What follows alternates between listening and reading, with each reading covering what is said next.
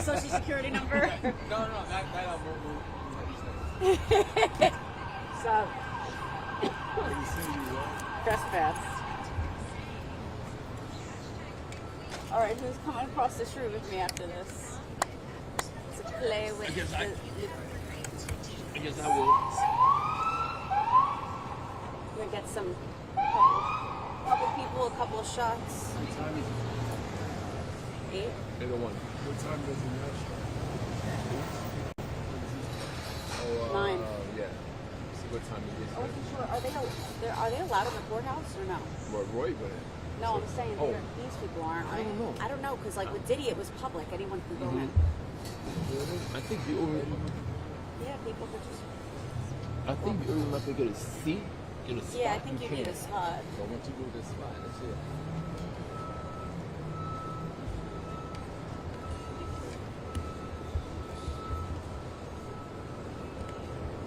Hello.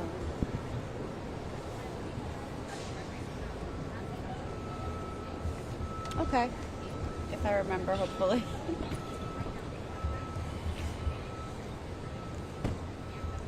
Okay. Where do the signs go? Stay over there. Behind The van. Oh, he's leaving. Oh, good. That's the worst place to put a van. Yeah.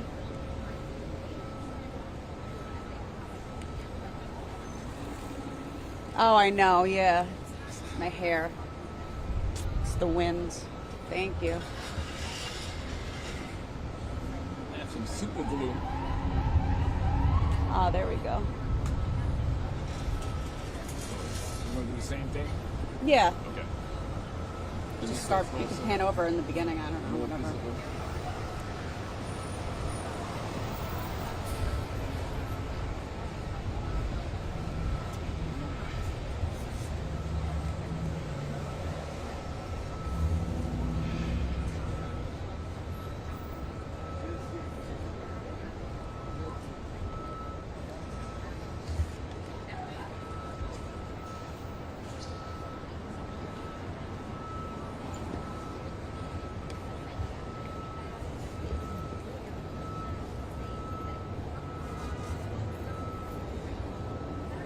Oh, my head.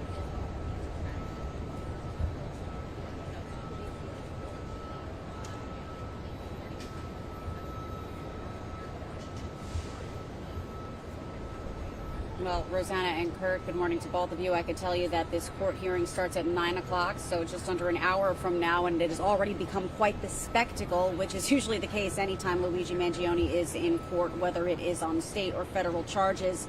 You have a flurry of supporters here outside the courthouse. They showed up maybe a couple of hours ago, 1-2 dozen supporters perhaps holding signs, banners. They have been pretty quiet for the most part, but you see a whole bunch of media out here and police, because this is a very high-profile appearance. Now, again, Luigi Mangione's state charges are in question today. Lawyers are pushing to have them dismissed. They say that dueling state and federal cases could amount to double jeopardy, but prosecutors maintain that they involve different legal theories. Mangione was indicted on 11 state counts, including terrorism. He's pleaded not guilty to all charges. If the judge permits the state case to move forward, Mangione's lawyers want him to toss the terrorism charges and bar prosecutors from using evidence collected during the arrest last December, including a 9mm handgun and a notebook allegedly detailing Mangione's plans to whack an insurance executive. Prosecutors, in the meantime, want the judge to require Mangione's lawyers to state whether they'll pursue an insanity defense. Mangione last appeared in court for his state case back in February. He was arraigned on federal charges in April. The 27-year-old Ivy League grad is accused of gunning down UnitedHealthcare CEO Brian Thompson outside the Hilton Hotel in Midtown Manhattan. He was arrested at a Pennsylvania McDonald's after a 5-day-long manhunt and then extradited back here to New York. So again, some big differences between the state and federal charges. These state charges carry a maximum sentence of life in prison and allege that Mangione wanted to, quote, intimidate or coerce a civilian population. The federal charges carry a max sentence of death and allege that Mangione stalked Thompson before killing him. They do not include any terrorism allegations. And again, a lot of people gathering here outside court ahead of the appearance. everyone really eager to see what comes out of this. Kurt, we'll send it back inside to you.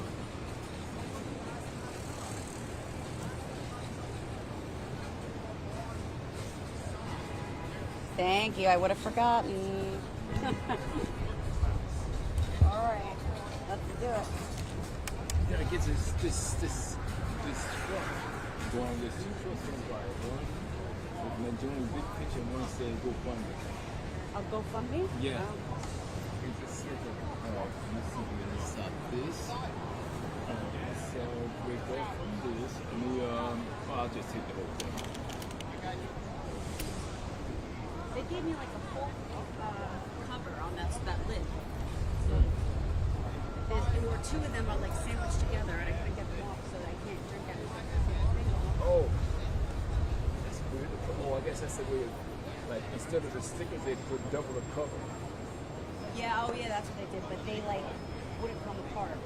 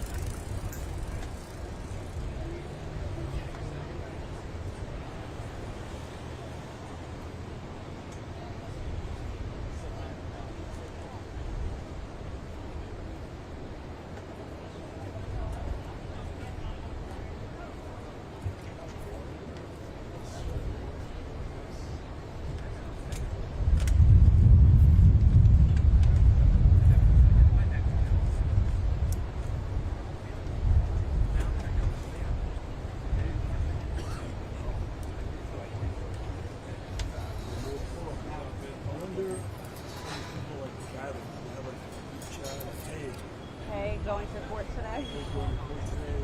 Hey, next week, you guys got the Luigi hats. We have the banners. We have the People know what actually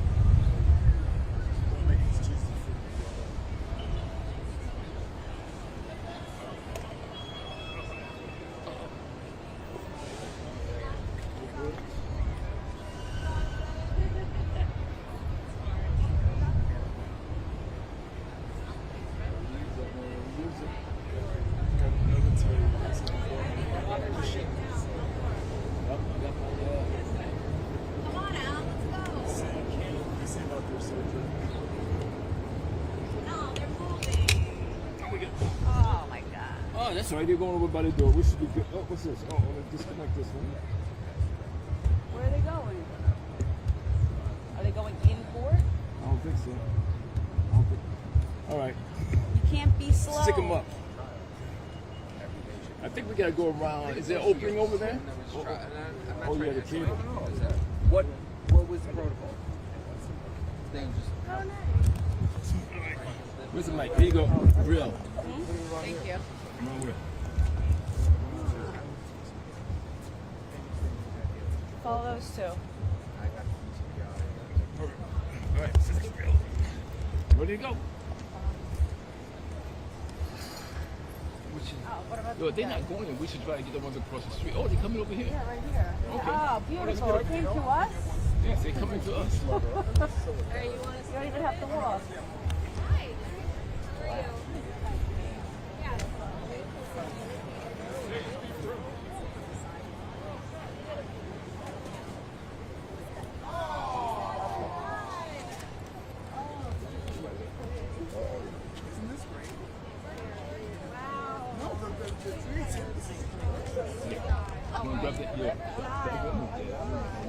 Any of you want to talk to us today? Happy to explain what this is about. Can you please? Okay, so as you can see here, we have a spin the claims wheel. You can find out if you're approved or denied. Would you like to give the wheel a spin? I'm going to pass on that just because I have to remain impartial. I'm a reporter. But can you explain me, Okay. why you're here today Yeah, supporting someone who killed someone? If I were to spin this wheel, let's say I had cancer and I need to get my cancer treatment covered. You give the wheel a spin, see if we're approved or denied. We are waiting to find out. We are denied. So, in that case, I would give you or whoever spins this wheel, it's a little RIP. You were denied, unfortunately. Your cancer treatment was not covered, and it may have cost you your life, like it did in the case of Forrest Van Patten, who he needed cancer treating drugs. His doctor recommended a treatment that is the only treatment that might have saved him. You know what? I'll just hold it back there. Thank you so much. The treatment might have saved him. He died not realizing that the denial he received from his insurance company was illegal. They had actually passed laws in his home state of Michigan saying that when your life is at stake, when there is life-saving medication that can save your life in cancer, the insurance company can't deny. He didn't know that. He died without knowing that. And there's no recourse for his family or for many people like him. And so the reason I'm out here today is to shine the spotlight on people like that, on their stories. Actually, his story is on the truck right now, Forrest Van Patten. Another person whose story is on the truck, who is fortunately still alive and would be happy to speak with you if you would like to follow up with him, is Michael Kisling. So he has May Turner's anatomy, which means the veins in his leg cross over when they should run parallel, making him prone to blood clots. He needed a stent in his leg to keep the veins separate so he wouldn't get blood clotting. UnitedHealthcare denied him the stent. His leg swelled up like a watermelon. The flesh began to rot because there was no blood flow. Ultimately, he had to choose between his life or his leg. He had to get the leg amputated. This completely changed his entire life, and add insult to injury. When he wanted to learn to walk again with a prosthetic, UnitedHealthcare denied his prosthetic as well. So is this a message you're sending to that particular company or to insurance companies? What would your message as a whole be? So my message as a whole is that these people's stories, unless they are told, the insurance companies don't do anything about it. And we can see the example of that with Amanda Bowles, who she had a cardiac incident. She was unresponsive. First responders arrived. They needed to airlift her to the hospital. They did manage to revive her. She was billed for the airlift for $60,000 because she didn't get it pre-approved. She couldn't call for pre-approval because she was dead at the time. Her heart was stopped, no pulse, no breathing. She appealed and explained that she had no pulse at the time. She couldn't get it pre-approved. She was denied again. She appealed again and again and again to no avail. They were telling her she had to pay the $60,000. Do you know when that changed? She finally had her story picked up by local media. As soon as it was picked up by local media, she got a letter from her insurance company saying, guess what, we made a mistake, there was a technical error. You don't owe us for that airlift.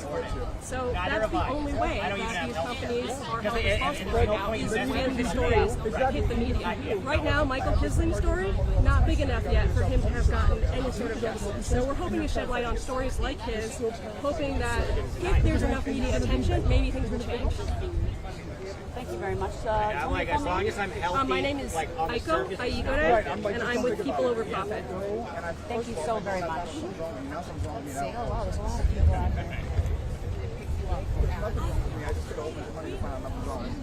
So last question, do you think Luigi shot the guy? You think it's tough to see?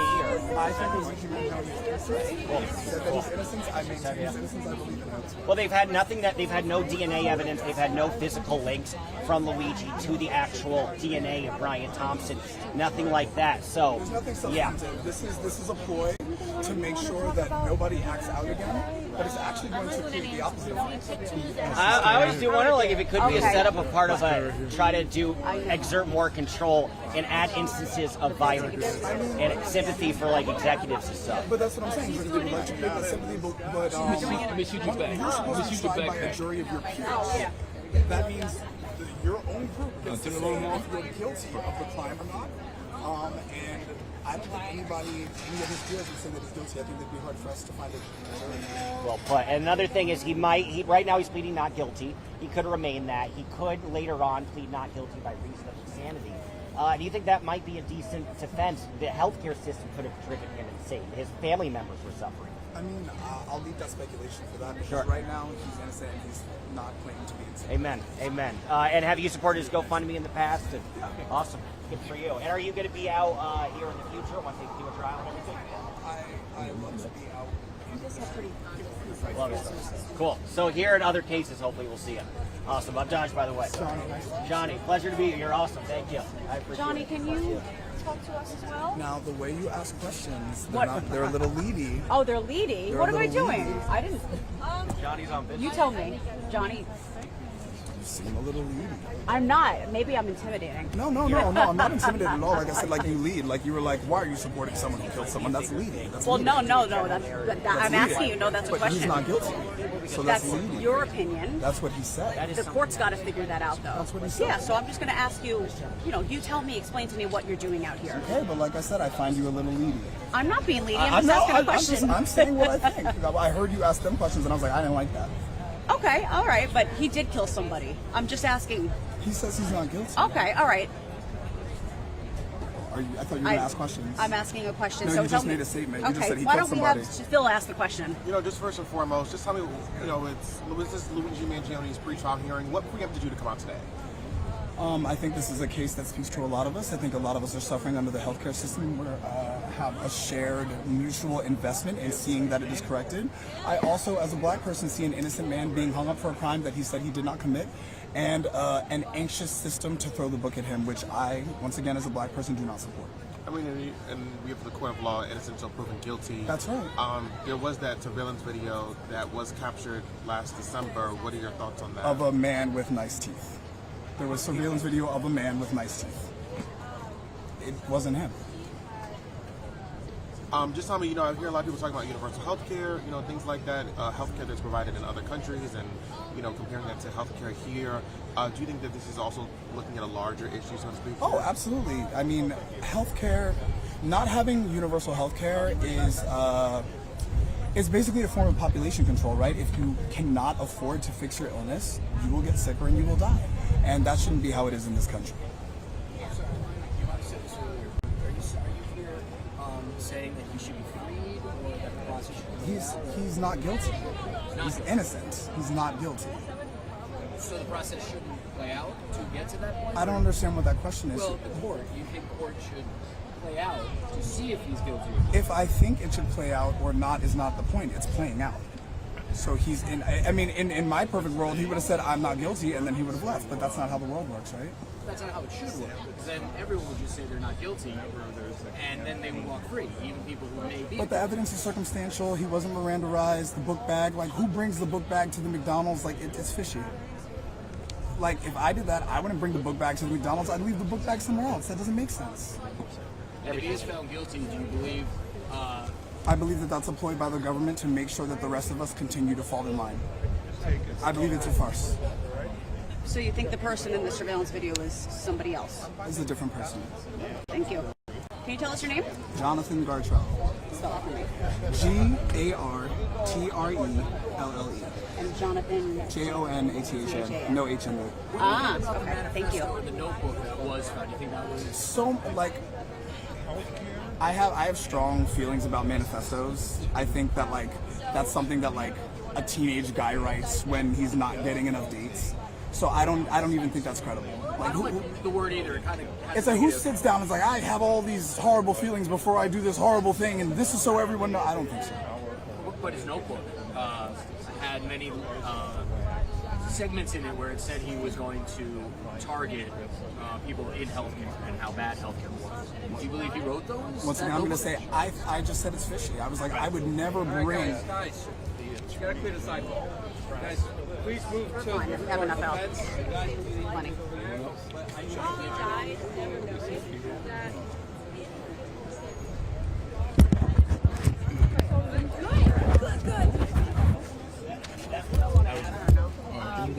Let's just see. 20.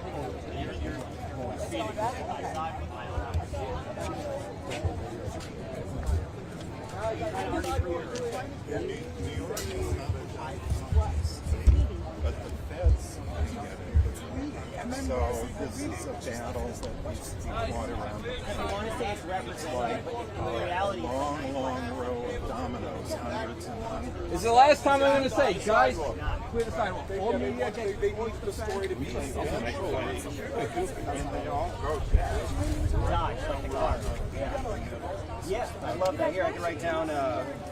I wrote everything in this notebook, but I'll write down my info. I'll write down my YouTube too. Appreciate you.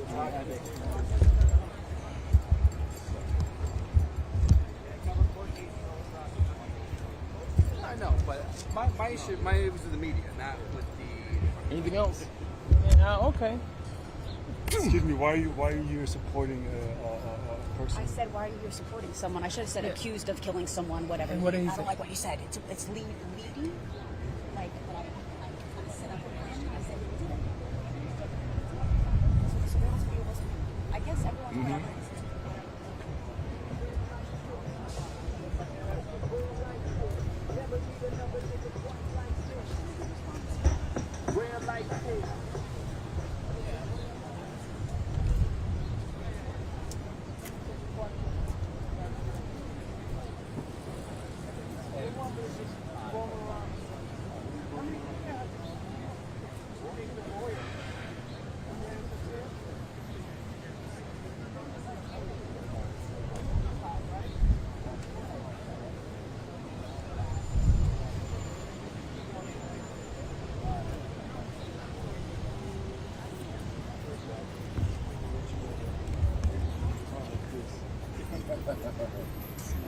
No, I like what he said. Oh, just get the lawyer.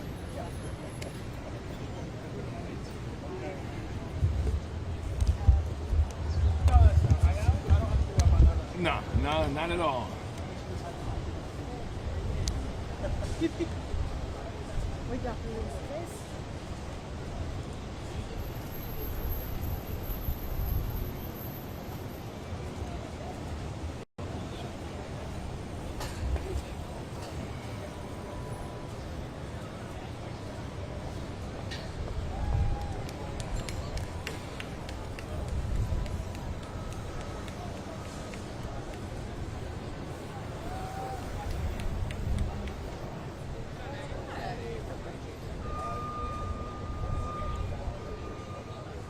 Too many heads.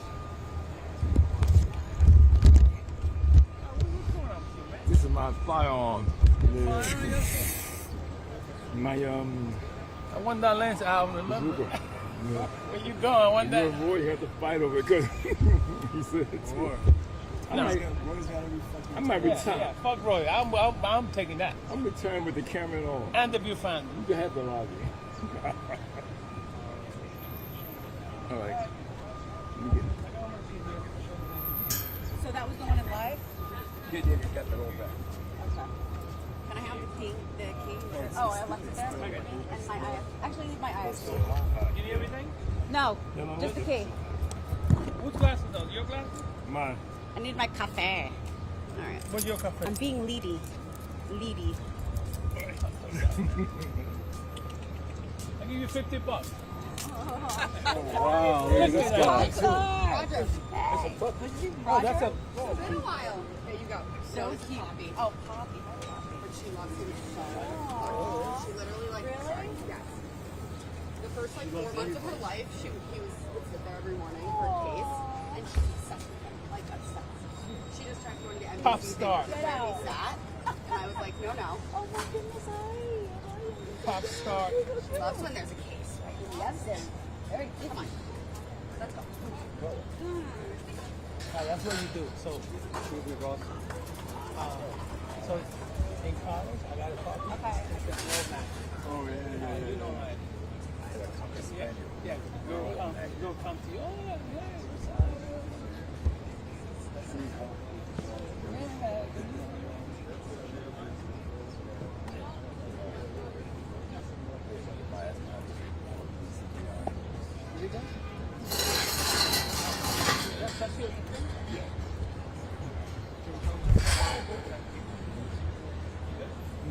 We can't go live. We can't go live. We're done. That's it.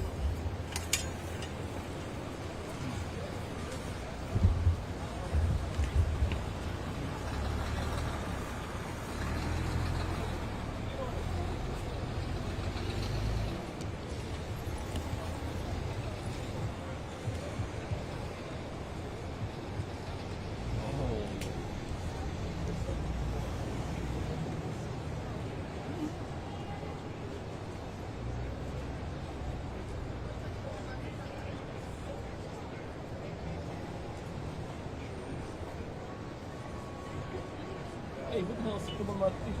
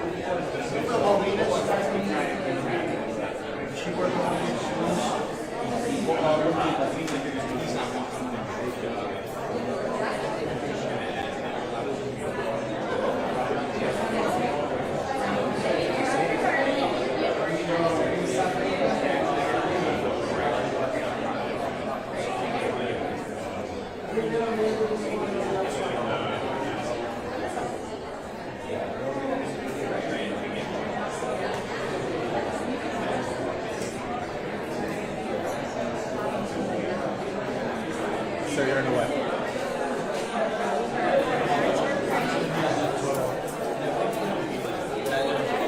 I got it. Should just go back to the one because I always.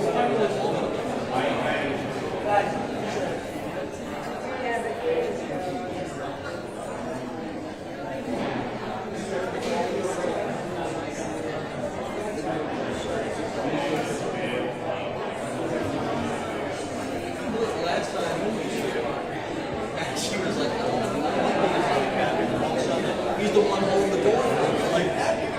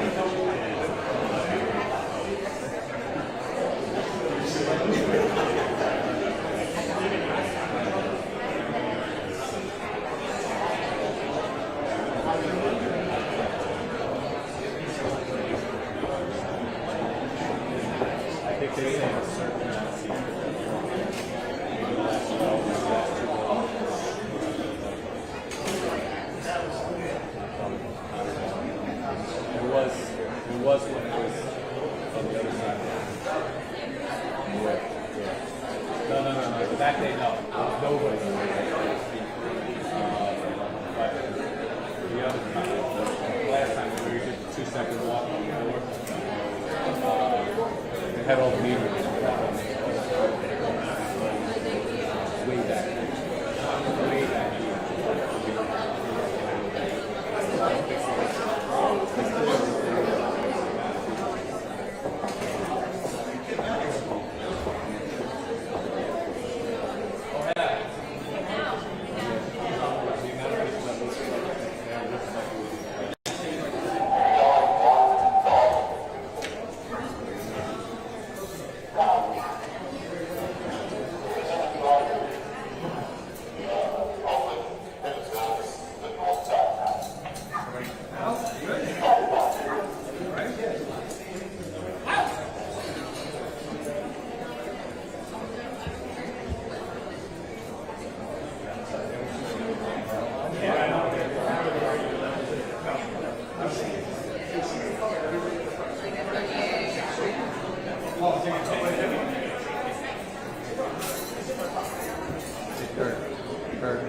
Curtis, so you know this is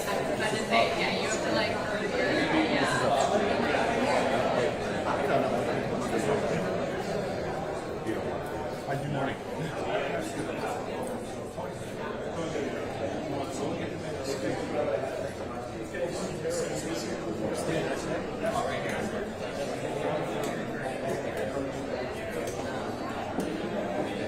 I would do a 10.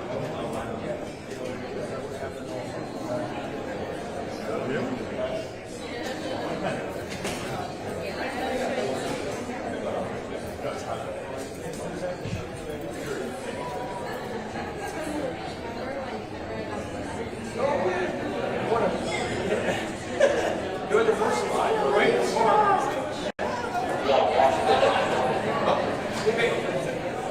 Go.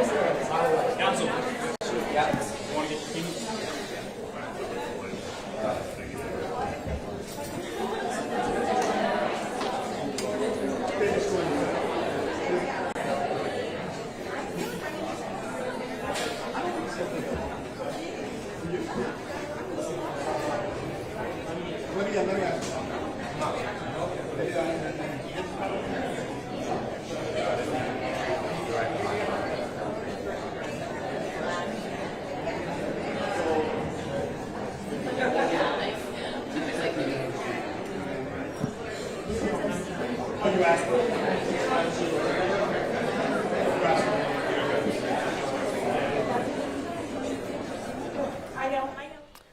right, good morning to everyone out there. We are live now, and you're taking a live look, as you know, at what's happening down in Lower Manhattan today. We are awaiting Luigi Mangione arriving at state court this morning. We're expecting that that's going to happen any moment, so he's going to walk down that hallway.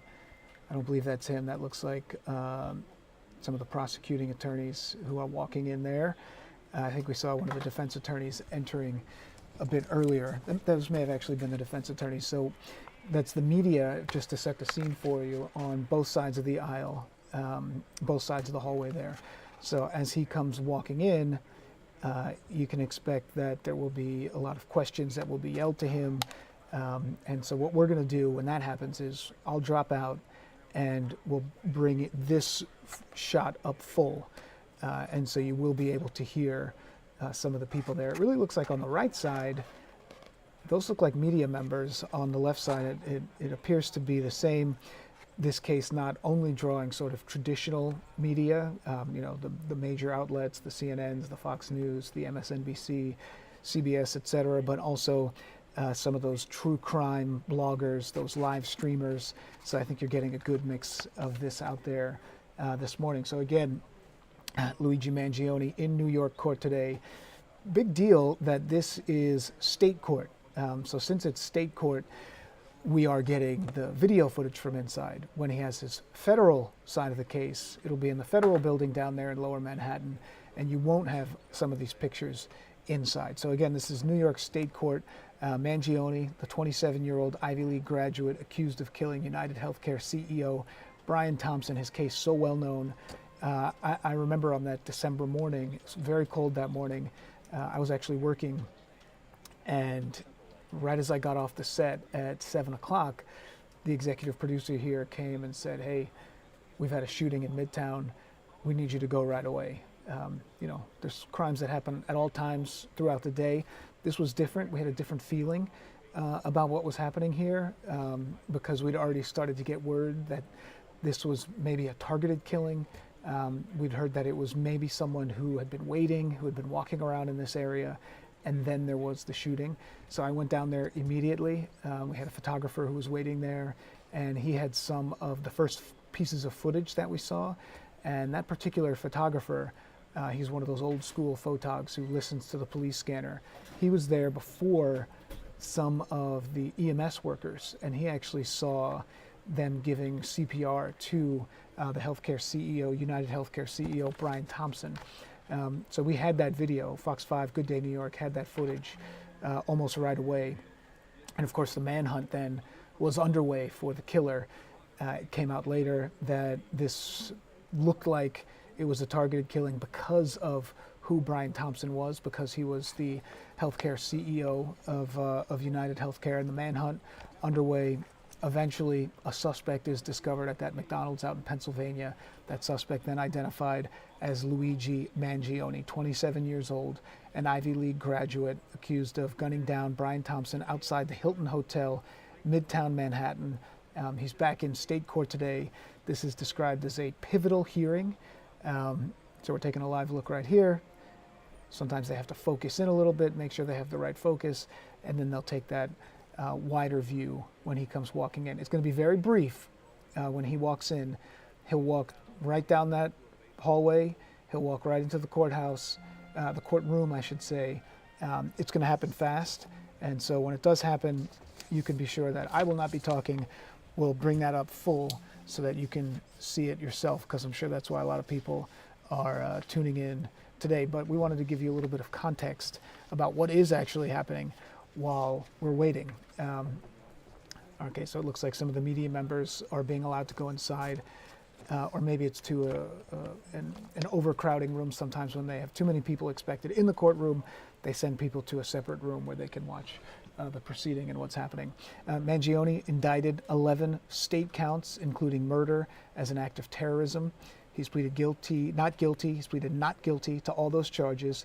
His defense team is asking the judge to actually dismiss the terrorism counts and to suppress key evidence seized during his December arrest including a potential weapon that was involved. A notebook, prosecutors say, outlined plans to kill the health insurance executive. There's our Lisa Evers. You can see her on the right side of the screen walking in just now. She'll be one of the media members who will be in the courtroom when all of this is happening. So you can see that this is members of the press who are now filing in. So we're expecting Mangione potentially to be walking in at any moment as well. Now, prosecutors, they want the judge this morning to force Mangione's lawyers to disclose whether they intend to pursue an insanity or psychiatric defense. So there's going to be a lot of action that's going to happen today. Mangione last appeared in his state case in February. He was arraigned on separate federal charges in April. So that's significant. There's the state charges and there are the federal charges. And in a lot of ways, what his defense team wants is to argue that this is going to be a double jeopardy. He can't have these two cases going on at the same time. So there's a really big debate within the legal community about which case may go first, and if it's fair, if there's a double jeopardy situation that's involved here. Anybody who's followed this case, I mean, you know how high profile it was. It was Midtown Manhattan. It was a shooting. It was this manhunt that lasted for 5 days. They eventually arrested him at a McDonald's in Pennsylvania. He was extradited back to New York. There was a lot of publicity that went with it. He was flown in, then marched right up along the west side. Huge police presence. He was surrounded by security. The mayor was sort of in the background, Mayor Eric Adams at that point. He was paraded, essentially. His defense team really objected to the way he was treated at that point. And then he was taken into federal custody and and he remains within the federal detention, and he is actually at the same facility where Sean Diddy Combs has been for the last year or so. Today's hearing could determine whether the state case proceeds as charged and whether those terrorism designation, those particular charges will survive, and whether jurors will ever see some of the most explosive evidence in the case. So he's scheduled to appear in state court. It should happen any minute. So if people want to ask us questions while we wait, we do have a lot of information about what's happening. I'm going to continue to sort of talk about it to fill some of this time as we wait. But if you have a question, if you have a comment, if you want to weigh in about what's happening, we know that sometimes the YouTube page for Fox 5 and these live streams that we have really becomes a community where people want to sort of engage in some of the discussions and things along those lines. So we're, at this point, we're just waiting. Wanted to go over a couple of the key elements of what we're looking at here. The judge theoretically, may not happen, but theoretically could agree with the defense to throw out all or part of the state's case, which would leave only the federal prosecution to proceed. You see the woman's shirt there? It says Free Luigi. So clearly some of the supporters that he has, some of the people who have gained and started to follow his every move. You can see it appears a lot of them are carrying those yellow postcards. Not sure if that's something that was handed out by the judge as essentially a ticket, or if that's something that has any particular meaning. We could look into that. But of course, there are a lot of people who believe in what Luigi Mangione did and the reasons why there has been some of the allegations of why he did it. That's the whole debate. He's pleaded not guilty, so you can't say he did it for this particular reason. But some of the issues when it comes to the cost of healthcare, the fairness within the healthcare industry, some of those things have really taken hold, and so we've seen a lot of people who've become supporters. Also, some people have started to write kind of fan mail to follow his every move. So that's something else that the judge has to weigh here because of the notoriety, the publicity, the popularity in some sense of Luigi Mangione. Whenever his case happens, it's going to get a lot of attention. There's going to be supporters who are outside the courtroom. There's also going to be detractors, family members who are involved. Someone did lose their life, so a lot that goes into it.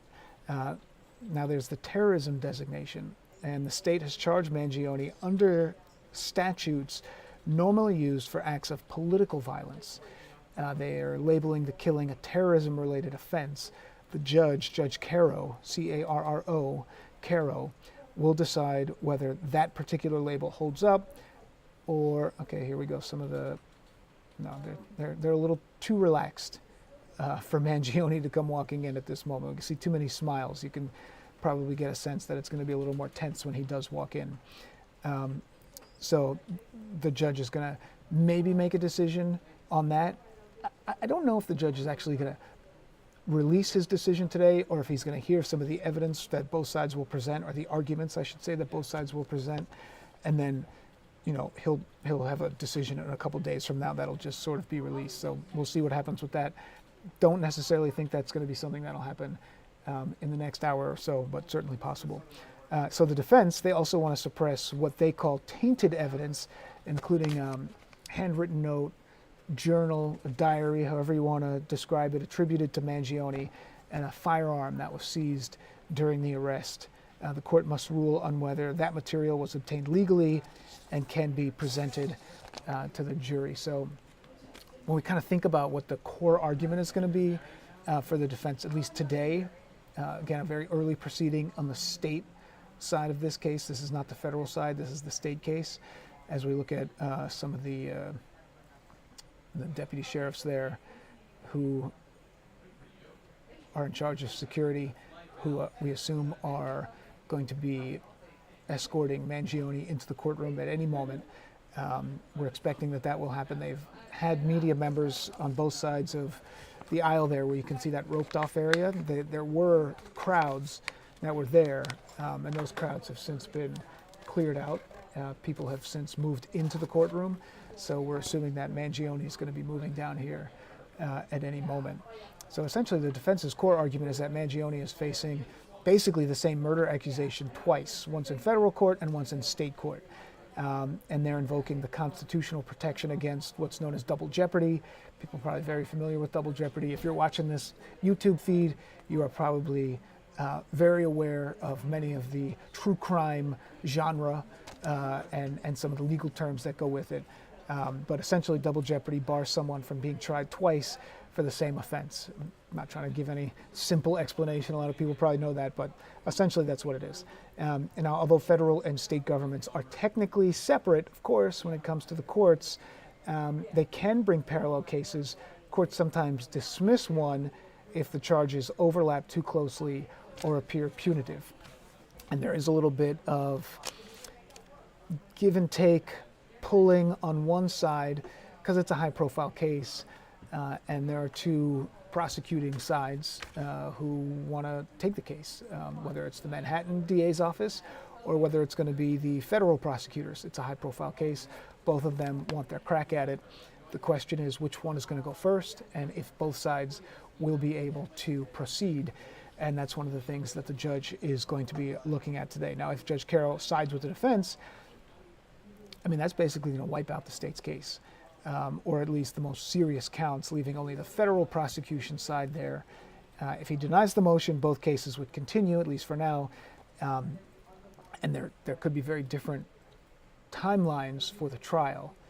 And when you think about it, there could be different timelines for the trial, but a lot of the same players, a lot of the same witness experts, a lot of the same witnesses themselves, maybe people who heard the shot that morning, maybe people who saw the suspect believed to be Mangione sort of in the area at the time of the shooting.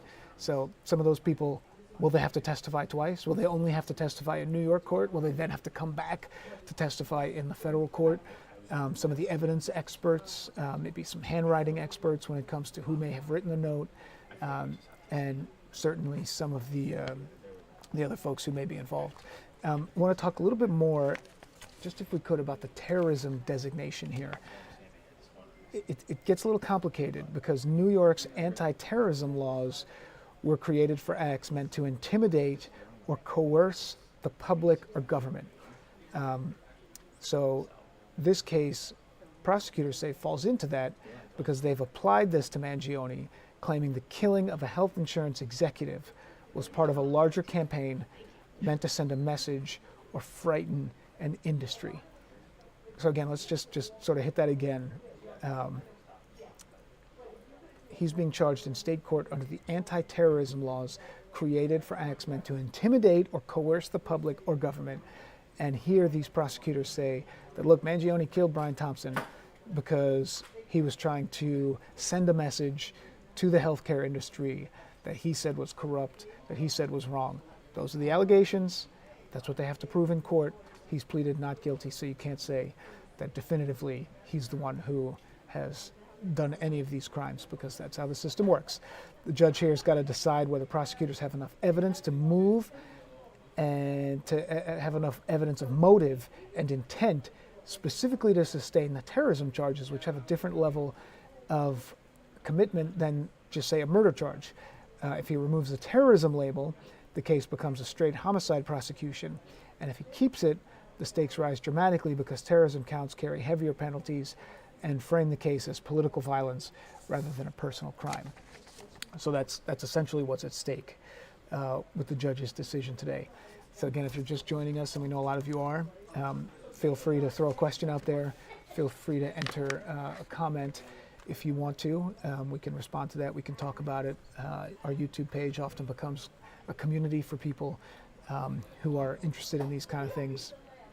Live stakeout right now, Lower Manhattan, New York State Court, where, believe it or not, we actually believe Harvey Weinstein, the disgraced movie mogul, is going to be at some point later on today in some of the lingering issues with his case. We actually talked to legal expert Arthur Aidala in our Lawyered Up segment, who is Weinstein's attorney. He said that he's going to be down at the courtroom today. He also said, Aidala, that this case, the Mangione case, has become just fascinating for many in the legal experts, and especially those in the New York legal world, because there is this debate about which side is going to go first. Is it going to be the federal case? Is it going to be the state case? And there is this tug of war between these two offices. Both sides want to go first. And so the defense says you can't do this twice. And that's why they want the judge to throw out some of these charges. So there's also issues that have to do with specific pieces of evidence that may come up with the case, and they could be very damning.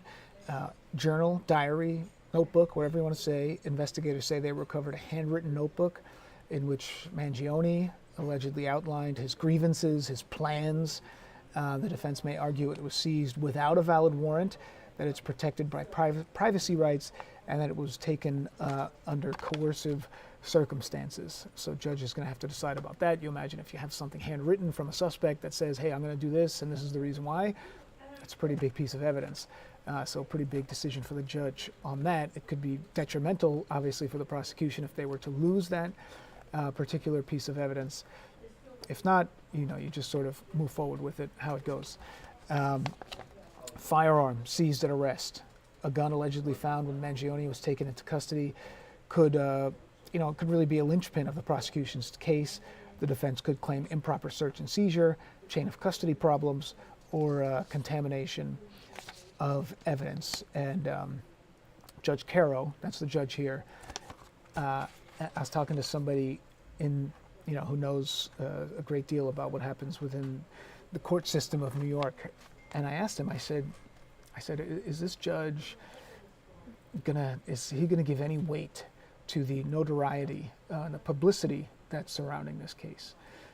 Judge Caro is his name. Judge C-A-R-R-O. Judge Caro is the one who is at this moment presiding over this part of the Mangione case, at least when it comes to the court side.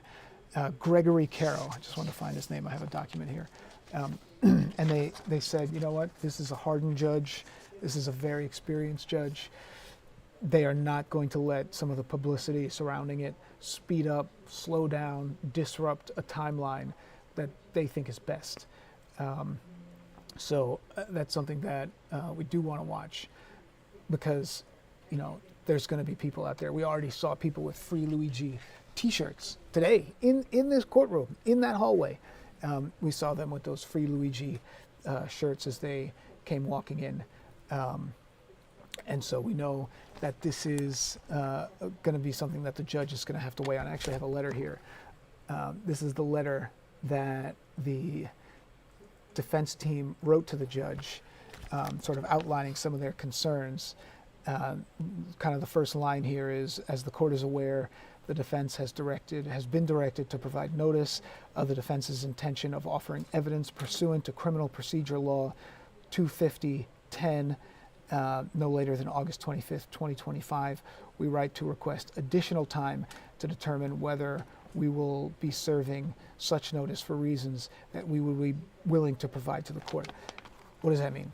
Translation. So in some ways, the defense is also asking for more time to put together some of their part of the argument. It kind of goes on to say, because the people have yet to complete their full production of discovery. Discovery is when you get all the evidence, you get all the videos, the messages, all the evidence that the prosecution has. Have yet to complete their full production of discovery, and because no trial or indeed even a pre-trial hearing has been scheduled, there is no prejudice to the people from the delay requested here. They also argue about his Fifth Amendment rights, due process, and self-incrimination, because that's what's at stake here. So this is the letter that they recently wrote, some of the stuff that they're going to be talking about today. It's available, and you know where I found this? Luigi Mangione has, when he was arrested, almost immediately, there was a GoFundMe defense account that was set up for him, set up essentially by people who are supporters of his. They raised tens of thousands of dollars instantly, a lot of money right away. And that particular website, I'm going to look it up. I think it's luigimangione.com, pretty basically. I think it's his website that he created, and he puts updates on there about everything that's happened. Yeah, luigimangione.info.com. luigimangione.info.com. And I wanted to read a little bit about something that they said recently. Before I say that, we can set the scene just a little bit here. State Court, Lower Manhattan. This is the live stakeout of Luigi Mangione, expected to be escorted in to the courtroom, Judge Gregory Caro's courtroom. We're expecting that's going to happen at any minute. There were media members outside. Those media members have since been moved inside. And Mangione, 27 years old, Ivy League graduate, accused of killing UnitedHealthcare CEO Brian Thompson outside of that Hilton Hotel, Midtown Manhattan. I was there that morning. You know, if the shooting happened when it was dark, it was early. There's that cell phone video, there's that surveillance video, security camera footage where you see this individual masked walk up behind Brian Thompson, raise the weapon, firing. Thompson killed. When I got there that morning, it was freezing cold, and I actually talked to an Uber driver who was there that morning, who was waiting for somebody, because it's a busy hotel, and there was a conference that was happening out there, which is what Brian Thompson was attending. And as we were talking to him, I mean, one thing he said that stood out, and it was a quote that then was repeated, and something that essentially will become part of the state's case, most likely. Oh, here we go. Here we go.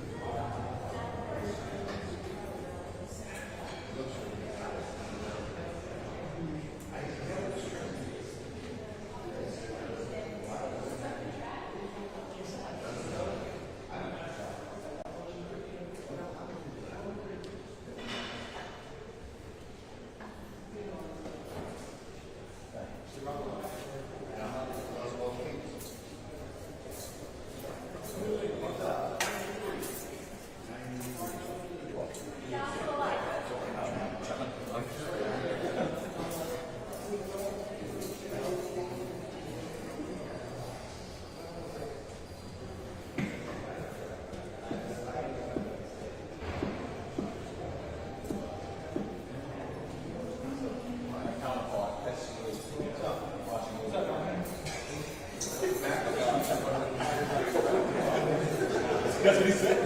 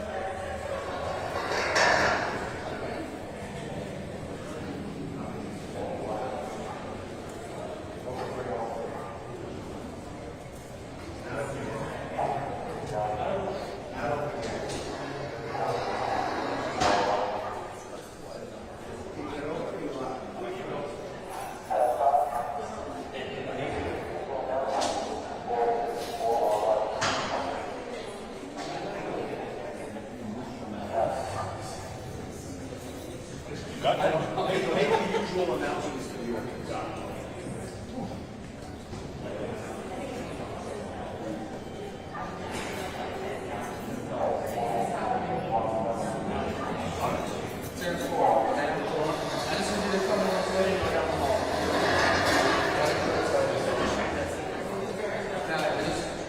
Nobody comes down, just.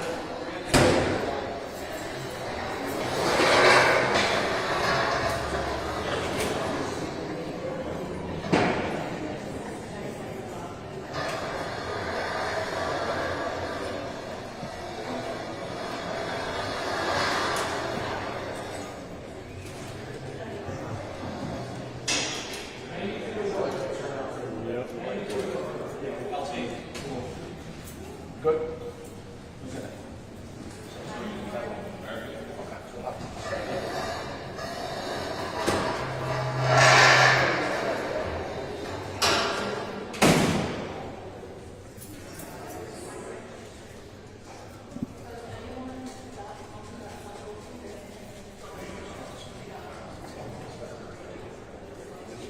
Yeah.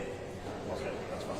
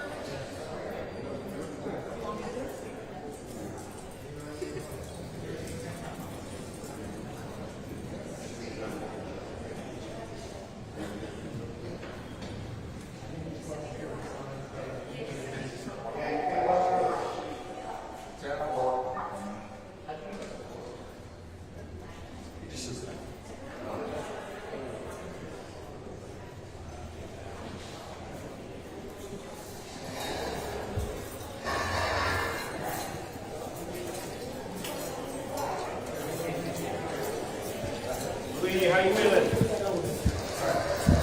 How you going, sir? Good?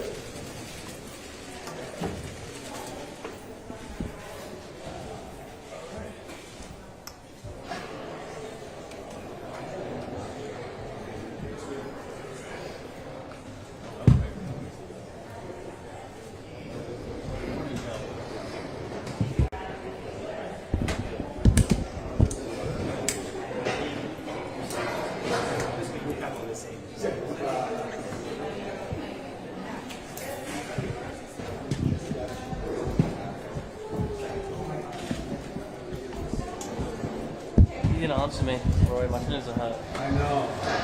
I mean, you're such a nice guy. I'll put my camera below you. What's that? I'll put my long camera out.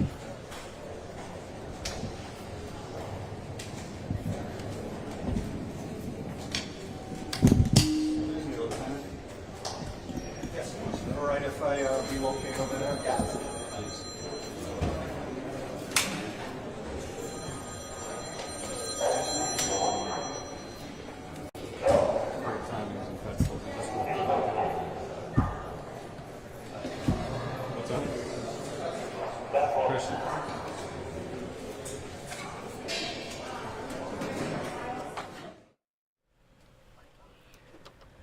All right, so we were just taking a live look inside of New York State Court. Did you miss it?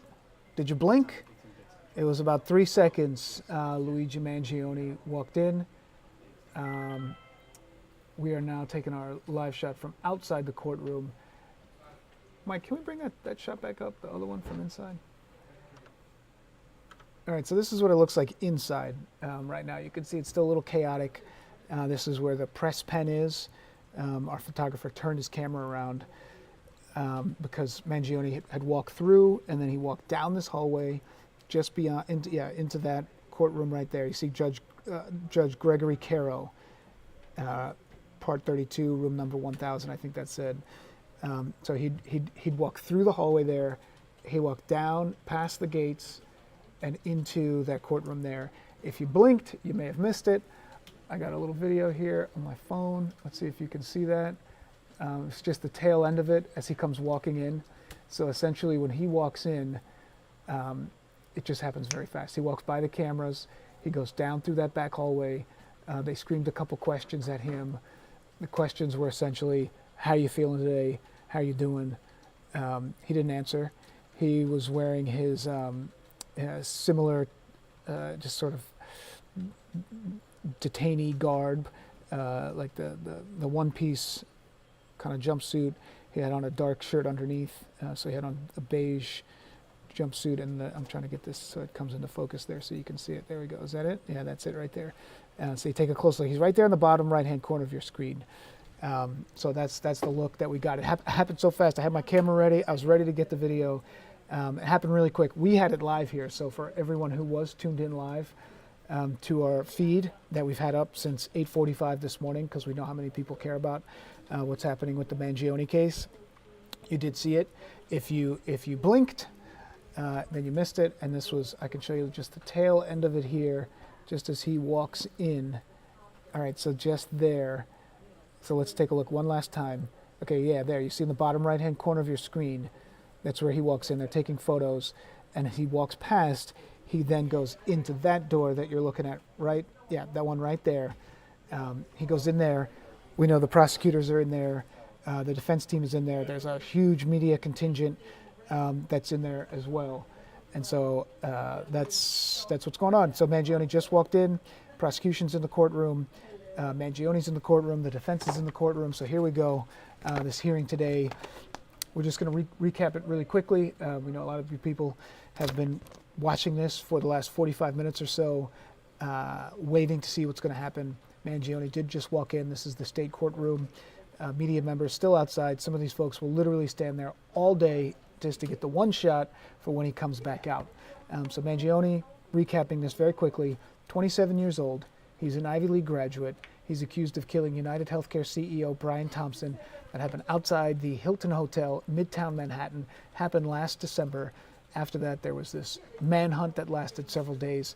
Eventually, they tracked down Mangione. His arrest, the stakeout, the social media photos, the debate about whether or not he did it for the reasons of a defiance of the healthcare system, reasons of people being turned away because of the healthcare in the United States and the way the system is run, that this was an example of somebody taking essentially a vigilante justice. All those debates unfolding on social media, all those debates leading to the notoriety of this case. And then there are others who are just general fans of Mangione, people who have kind of called out, they say he's good looking on social media. They've created this GoFundMe page to raise money for his defense. He comes from a pretty well-off family, so whether or not he needs that defense fund is a different story. He's got two and three of the most high-powered legal defense strategists and attorneys that you can have in the New York City area. This case, what's going to happen here at this hearing right now? Well, Mangione was indicted on 11 state counts. Murder as an act of terrorism is the key one here. He's pleaded not guilty to all the charges. So what's going to happen in this courtroom today? Gregory Caro is the judge for this state case. Mangione's defense team is asking the judge to dismiss the terrorism counts and to suppress key evidence during his December arrest, including a handgun and a notebook or a diary, whatever you want to say. The prosecutors say outline plans to kill that healthcare executive. On the other side, prosecutors want to force Mangione's lawyers to disclose whether or not they intend to pursue an insanity defense or a psychiatric defense. I actually had this letter here. I picked it up from, let's see if we can get it in focus. Yeah, there we go. From the from the Agnifilo team, which is the team representing Mangione. This is the letter that they actually wrote to the judge back in August, where they kind of outline some of their reasoning. All right, so I've just got something just off the wire here. So. This is from the Associated Press. New York judge tosses terrorism charges against Luigi Mangione. Lets murder count stand in UnitedHealthcare CEO killing. So Mangione walked in that courtroom 5 minutes ago, and within the last 30 seconds, we do have an update here. This is very significant. New York judge tosses terrorism charges against Luigi Mangione. Lets murder count stand in UnitedHealthcare CEO killing. So that is one thing that the defense team had been asking for. I want to go through that real quickly, because the terrorism designation, when it comes to these charges, the state had said that Mangione, under statutes normally used for acts of political violence, labeling the killing as terrorism. So essentially, the judge had to decide whether that label holds up or if it should be struck down from the indictment. I want to dig a little bit more into that, because again, the update that we just got, just handed to us from, let's see if we can get up closer. No, it's not close. Okay, well, this is from the Associated Press, and this says, New York judge tosses terrorism charges against Luigi Mangione, lets murder count stand in UnitedHealthcare CEO killing. So if we go a little bit deeper into that, New York's anti-terrorism laws were created for acts meant to intimidate or coerce the public or government. So the state had actually applied this to the Mangione case. They claim that the killing of the healthcare insurance executive was part of a larger campaign meant to send a message to frighten the industry. So that's why they used those terrorism charges, the heavier count. A judge today, Judge Gregory Caro, has decided that prosecutors did not have enough evidence of motive and intent to sustain that particular terrorism charges, suggest the murder charge remains. Murder obviously still a very significant case, but this is a win for the Mangione defense team. If the judge, which it appears he does, has removed that terrorism label, the case then becomes a straight homicide prosecution. If he had kept it, the stakes would rise dramatically, because terrorism counts carry heavier penalties, and the frame of the case is political violence rather than a personal crime. So that's very significant from the judge that just came down in Lower Manhattan. Breaking news, you might see it come across your own headlines there. So here we go, a little bit more. Counts 1 and 2, charging defendant with murder in the first degree, murder in the second degree as a crime of terrorism, dismissed. Legally insufficient. You guys are tuning into this feed because this is where Luigi Mangione had just walked into that courtroom. If you blinked, you missed the shot, because it happened very quickly. But I did get a little bit of video here so you can see it. I'm just going to show it on my phone because, yeah, there we go. Okay, so so look at the bottom right-hand corner of your screen. You can see as he walks in. All right, so one more time. He's going to come up. It's going to be the bottom right-hand corner of the screen that you see there. Not the best video because it happened very quickly. So that was when Mangione walked in the courtroom at 9:28. By 9:35, we have this update from the judge that they have decided to dismiss the terrorism charges from the case. Now, one thing that the defense also has argued is that this has the danger of being a double jeopardy situation, because there are these state cases and there are these state charges, but there's also a federal case that's moving forward. So the other debate here is which case would get tried first. What would happen? Okay, be careful what you take a picture of. Okay, he's taking a picture of somebody over there. All right. The debate would be which case would go forward. And so that part of the conversation has not been decided yet. I was talking to a legal expert just yesterday, and they were telling me that this has become a big debate within a lot of the legal people, the attorneys, the judges, the prosecutors, the defense attorneys, within the legal sort of community in New York courts of, well, who's going to take this case? Because both sides are tugging at this. Both sides want a piece of the Mangione case because of some of the significance that's happening here. So that's a big deal that just came down just to kind of put some of this in perspective as we kind of wrap up this part of it. We've been on now for about an hour or so. When this happened, it was a December morning. It was early. I don't know if you guys remember, like around this time, we were getting a lot of subway crimes. There were all these sort of things that were happening in the city. People kind of felt on edge. And then you heard the shooting in Midtown. And it happened in the morning. And it happened, and it sounded like it was a targeted killing. It wasn't like a robbery. It wasn't like a snatch and grab of a chain or something like that. The first word that we got that morning was that there was somebody who was waiting outside of this hotel for somebody to come, and that person then executed the other person. That was at 7 o'clock. I walked off the set. Good day, wake up. I took the subway down, caught the train right at 63rd and 3rd, took it right down to Midtown. You get there, there's a huge police presence. I remember as I was walking up, I took note that, I don't know if you've been into that area of Midtown, but sometimes there's these sort of little alleyways between the streets, not between the avenues, but between the streets.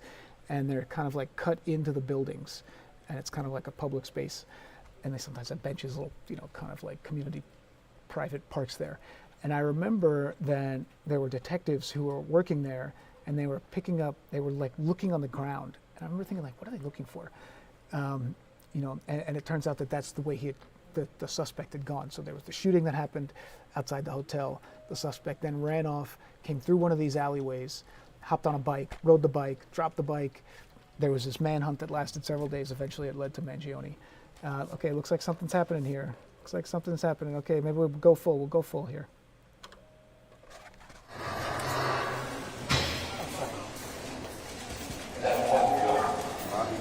How you feeling, Luigi?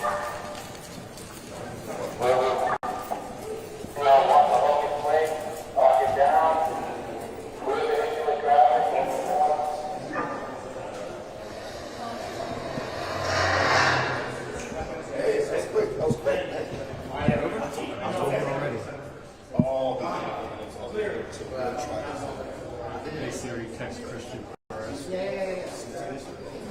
What do you want to say to Christian D? Luigi came back out. Lawyers shortly.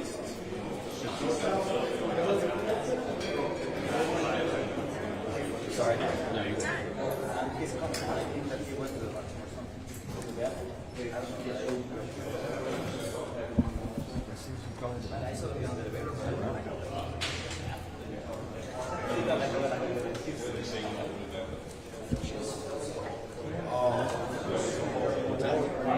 Not sure.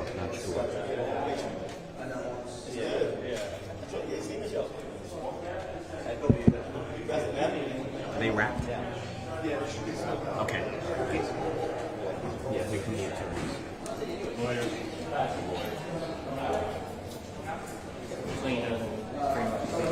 Thanks, Mike.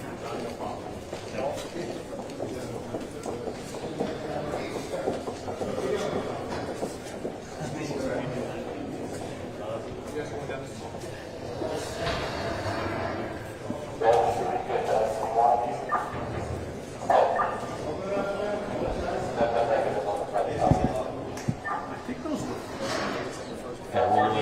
Federal lawyers just monitoring.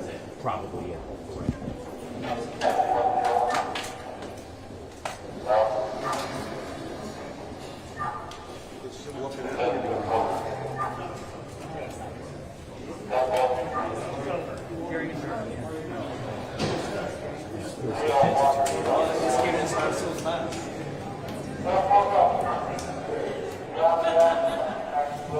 Some more people. Yeah. Defense team.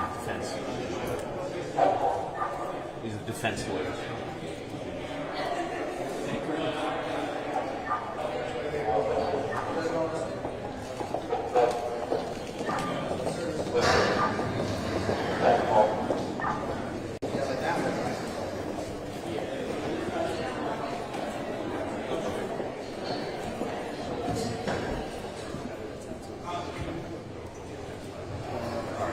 What are we up on?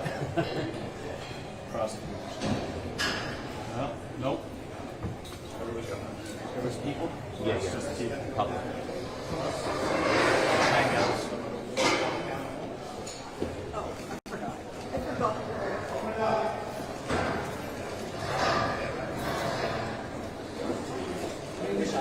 No, you're fine.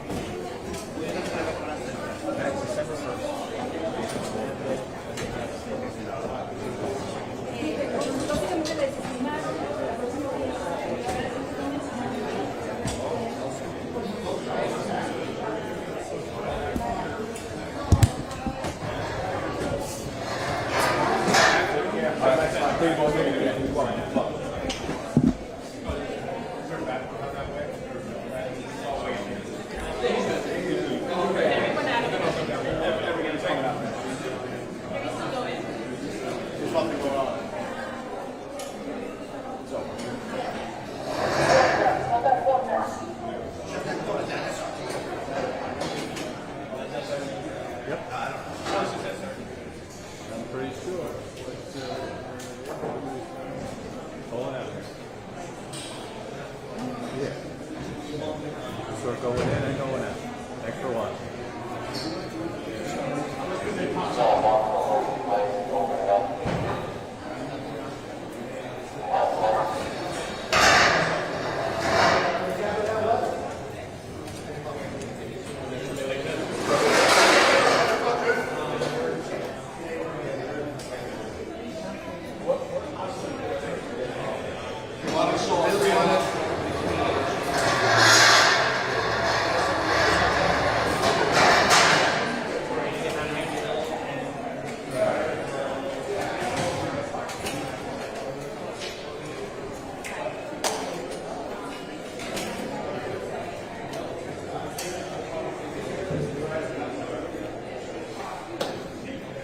I just can't. They can't figure it out.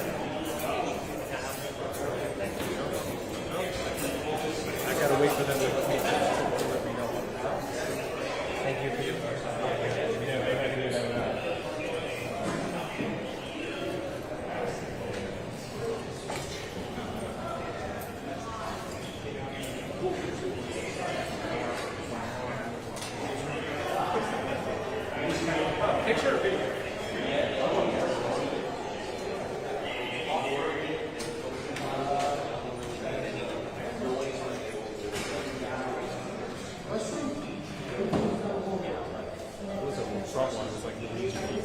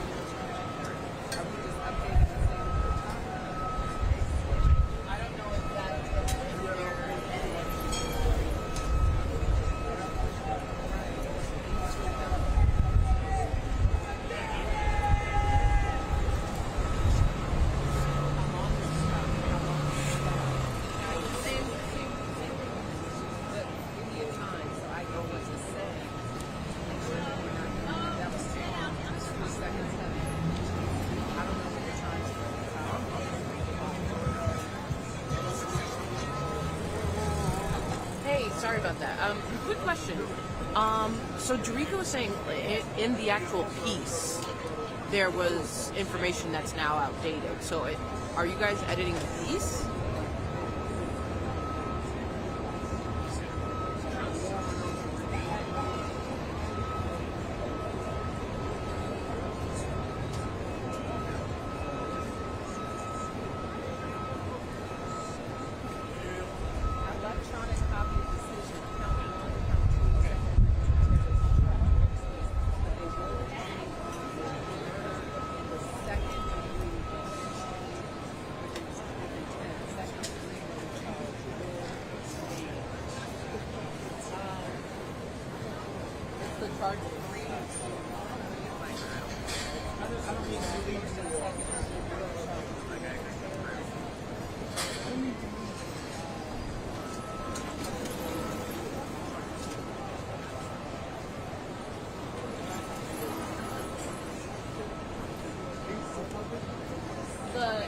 She outlines the charges, and one of those charges is cotton rock. Two of them. I'm just gonna do this then because, you know,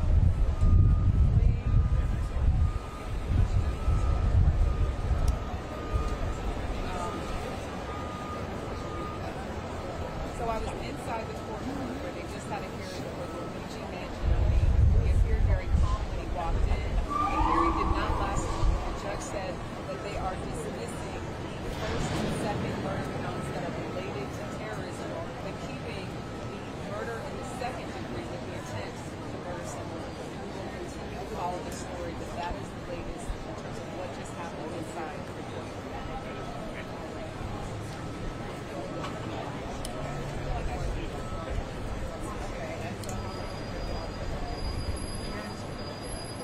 Oh, right, yeah.